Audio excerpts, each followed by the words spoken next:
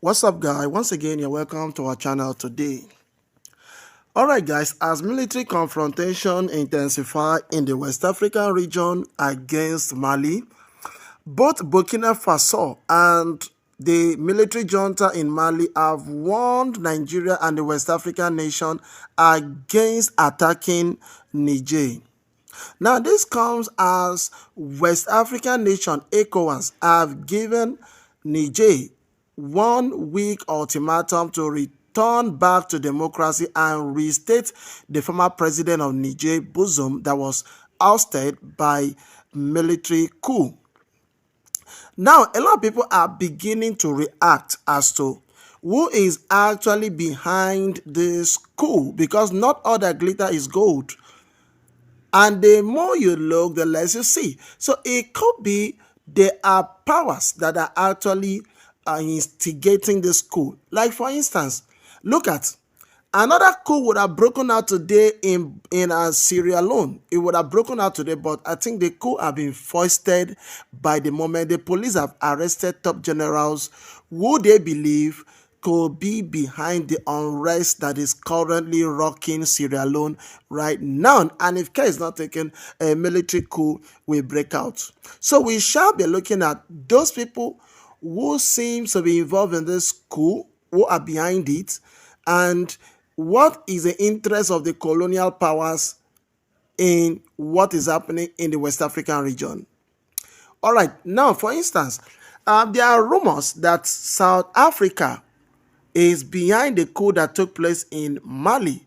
But I really doubt it, because that is what one of the rumor that is making the round on social media, that South Africa is behind it, just because a South Africa television was actually, a journalist was seen, supporting the coup in Mali and actually questioning the election that took place in Nigeria, where Tinubu was declared winner, that it was illegitimate. And this actually happened after Tinubu declared the coup in Niger as illegitimate. So South African, politician began attacking Tinubu and saying that Tinubu has no right to declare the coup in Niger to be illegitimate, because even he himself too is illegitimate. So that has raised a lot of questions as to whether South Africa could be involved. And if you look at the way African Union was quick to make a response to the coup that actually happened, even before ECOWAS did, African Union had even, had reacted to it. Normally, in the scheme of things, it is usually supposed to be African Union should have waited for ECOWAS to react to the coup before they do. But in this time around, in this case, it was the African Union who reacted to it, while the West African nation, that is ECOWAS, gave Niger 1 week to revert back to democracy. African Union gave 2 weeks, that's 14 days. So they were too fast to have reacted. So a lot of people say that South Africa is actually involved, that they are doing it to disgrace Nigeria, and all of that. But looking at it now, I don't think South Africa is actually involved. I think what lead these young generals, if you look at the head of the military junta in Burkina Faso, I think his name is Tro, something like that. I don't know how to pronounce the name. I think the name is in French. And then his counterpart in Mali, and also Guinea, Mali, Burkina Faso, they are all supporting, Niger. They are supporting Niger. Why Niger here militarily may not be very strong, their population is just 25 million, and also here they have just 3 jets. They have 3 jets. They have their military is not so strong as such. If you check global firepower ranking, you discover that Niger is at the very bottom. Very, very bottom. Their military is not strong. But I don't actually know the strength of Mali and that of Burkina Faso. But I think their strength, military strength, is not as that of Nigeria. Because if you go to military ranking, they rank your strength by the armament you have, your reserve, your air power, naval power, and also your land forces. That's what they use in ranking.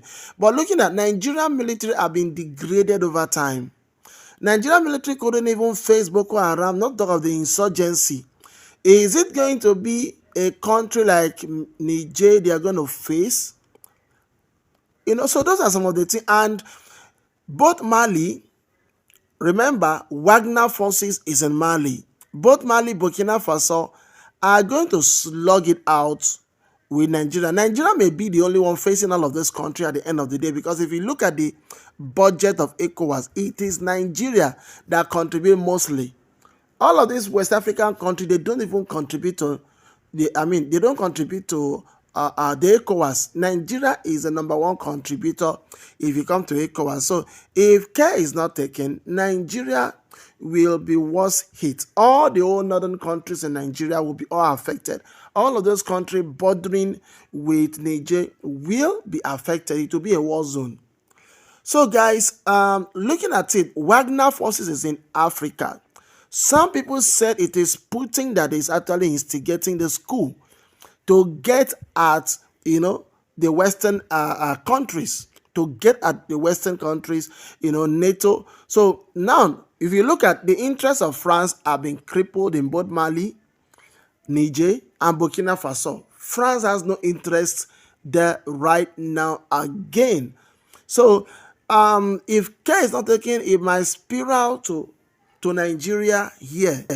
Recently, there was a coup attempt against Tinubu, and a lot of people are aware of it in Nigeria here. Tinubu had to pacify these military generals when over 100 military generals were sacked. So it's possible there could be a coup in Nigeria where Tinubu might be removed. Of course, let me just tell you something here. Africa interests have been undermined by the Western powers, especially the colonial powers. And Africans are aware of this. We all know that Africa has been shortchanged, have been ripped apart by the colonial powers, and that the only government that the colonial master does not directly or can even control is the military junta. They can't control a military government, and they know this very well. They can control a democratically instituted government by sponsoring a candidate that will win, and then from there they will do everything they can. Right now in Nigeria, Britain is directly controlling INEC. We all know that they are the one controlling everything happening in Nigeria. And that when you talk about colonialism, it has not ended. It is still kicking, it's still very strong. And what these African generals or these African coup plotters are actually doing is to return Africa back to the path where Africa will be independent totally from foreign powers, especially the Europeans. So right away, what do you guys think about this? Please kindly just drop your comment below. Let me know what you think. This is Malcolm TV. God bless you.